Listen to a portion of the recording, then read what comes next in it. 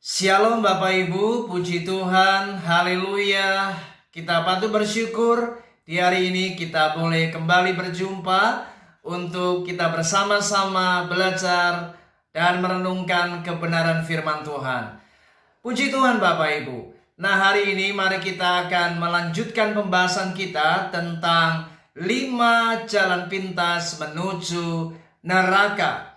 Nah, kita akan masuk di seri yang kedua hari ini. Oleh sebab itu mari Bapak Ibu saya mengajak untuk kita bersama-sama memperhatikan ayat firman Tuhan yang terdapat di dalam Injil Markus pasal yang ke-9 ayat 43 sampai 48. Mari perhatikan baik-baik, demikianlah bunyi kebenaran firman Tuhan.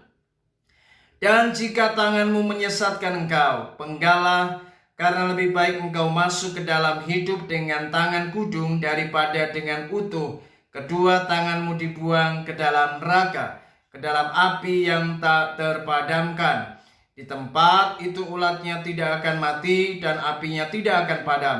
Dan jika kakimu menyesatkan engkau, penggalah, karena lebih baik engkau masuk ke dalam hidup dengan timpang daripada dengan utuh kedua kakimu dicampakkan ke dalam neraka. Di tempat itu ulatnya tidak akan mati dan apinya tidak akan padam. Dan jika matamu menyesatkan engkau, cungkilah, karena lebih baik engkau masuk ke dalam kerajaan Allah dengan bermata satu daripada dengan bermata dua dicampakkan ke dalam neraka, di mana ulat-ulat bangkai tidak mati dan api tidak padam. Saudara, hari ini mari kita akan melanjutkan di seri yang kedua ini tentang 5 jalan pintas menuju neraka. Bapak Ibu, ayat yang baru saja kita baca ini merupakan firman Tuhan yang disampaikan Yesus kepada para muridnya pada waktu itu. Ayat ini juga sekaligus menjadi sebuah peringatan dan sekaligus juga merupakan sebagai nasihat yang terus mengingatkan para muridnya pada waktu itu. Dan ini juga berlaku bagi kita di hari ini.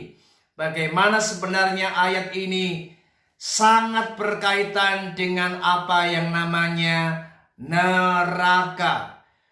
Tempat penghukuman yang kekal, di mana apinya tidak terpadamkan. Di sana ada ulat-ulat, ada bangkai-bangkai, di mana ulat-ulat di sana tidak akan pernah mati, Bapak Ibu. Itulah gambaran tentang neraka. Dan yang menarik, Yesus rupanya menggunakan analogi tentang apa yang namanya tangan, kemudian kaki, dan kemudian mata. 3 area ini menjadi sebuah analogi yang menjadi peringatan untuk kita bersama-sama. Bagaimana kita harus benar-benar serius. Karena Tuhan tidak main-main dengan apa yang diucapkannya.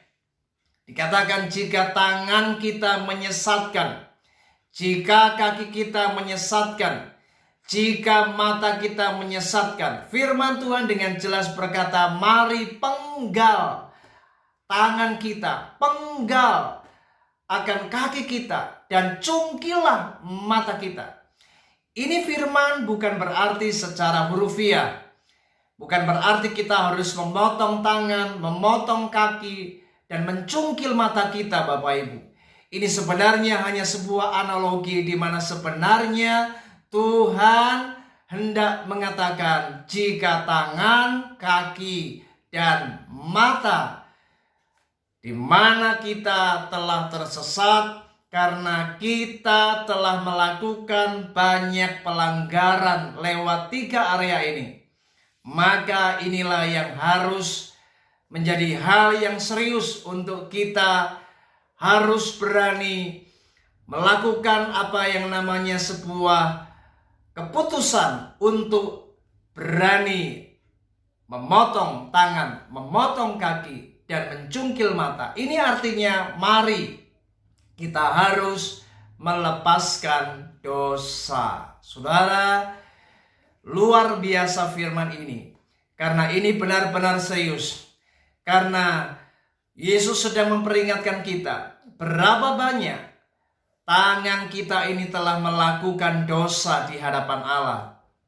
Berapa banyak kaki ini sudah melangkah ke tempat-tempat yang tidak berkenan. Kaki ini telah melangkah ke area-area yang sebenarnya sangat dibenci Tuhan. Dan berapa banyak mata kita ini telah melihat hal-hal yang tidak berkenan, melihat perkara-perkara yang tidak sebenarnya Tuhan kehendaki. Saudara, mari hari ini ingat baik-baik, jika kita ingin masuk ke dalam kerajaan Allah, maka kita harus berani melepaskan dosa. Saudara, memang dosa ini sangat nikmat. Tidak ada dosa yang tidak nikmat. Semua dosa itu nikmat. Itu sebabnya dengan tangan kita bisa melakukan dosa. Dengan mata, dengan kaki kita juga dapat melakukan dosa. Apapun juga. Dan itu memang semuanya sangat nikmat. Tetapi justru apa yang nikmat inilah, dengan dosa inilah, maka justru kita akan masuk ke dalam neraka. Itu sebabnya neraka tidak akan pernah melarang Anda melakukan dosa. Neraka sangat memberi kebebasan untuk kaki, tangan, mata kita melakukan apapun, dan tidak ada apa yang namanya peraturan atau rambu-rambu atau larangan tentang jangan berbuat dosa.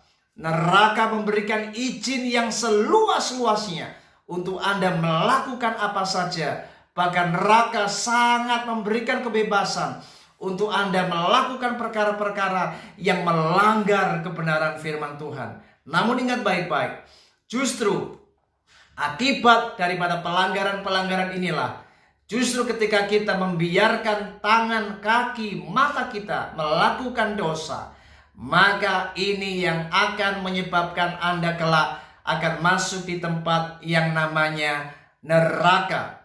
Neraka itu berasal dari bahasa asli yaitu Gehenna, di mana ini merupakan tempat apinya tidak terpadamkan, dan di sana ada ulat-ulat yang tidak akan pernah mati, dan ini merupakan tempat penyiksaan, penghukuman yang kekal bagi orang-orang yang tidak mau mengambil keputusan untuk melepaskan dosa. Oleh sebab itu mari Bapak Ibu, hari ini selagi ada kesempatan, sebelum kita dipanggil oleh Tuhan, sebelum kita menghadap akan Tuhan, mari hari ini masih ada anugerah, masih ada kesempatan. Mari jangan terus berbuat dosa. Mari kita harus bertobat. Mari tangan kita harus bertobat, kaki kita harus bertobat, mata kita harus bertobat. Ini artinya mari hidup kita harus benar-benar serius untuk hidup di dalam kehidupan yang menyukakan hati Tuhan. Jangan sampai kita melakukan kehidupan yang terus-menerus tinggal di dalam dosa. Mari kita harus bertobat. Mari kita minta ampun di hadapan Tuhan dan jangan melakukannya lagi. Kita harus mengambil keputusan untuk memutus mata rantai akan dosa ini. Karena dengan dosa inilah justru kita akan masuk ke dalam neraka. Ingat Bapak Ibu, Yesus tidak pernah membenci orang yang berdosa. Jika hari ini Anda mau datang kepada Yesus, maka Yesus akan seluas-luasnya membuka hatinya untuk Dia menerima kita dan mengampuni seluruh pelanggaran dan dosa kita.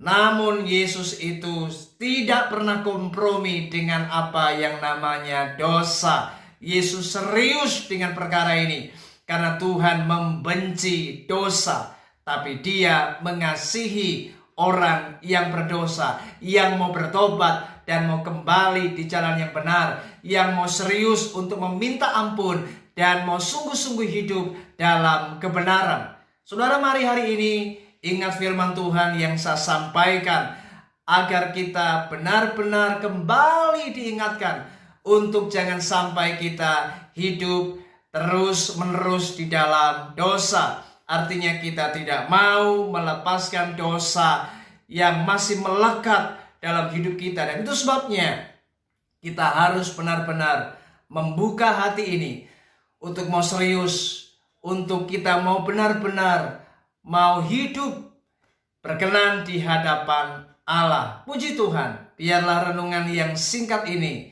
terus mengingatkan kita agar kita terus waspada dan berhati-hati dengan kehidupan ini. Jangan sampai tangan, kaki, mata yang merupakan analogi daripada Yesus ini merupakan sebuah analogi di mana kita diperingatkan agar kita sebenarnya harus serius memutuskan mata rantai dosa dalam hidup kita. Puji Tuhan, Tuhan Yesus memberkati kita. Shalom.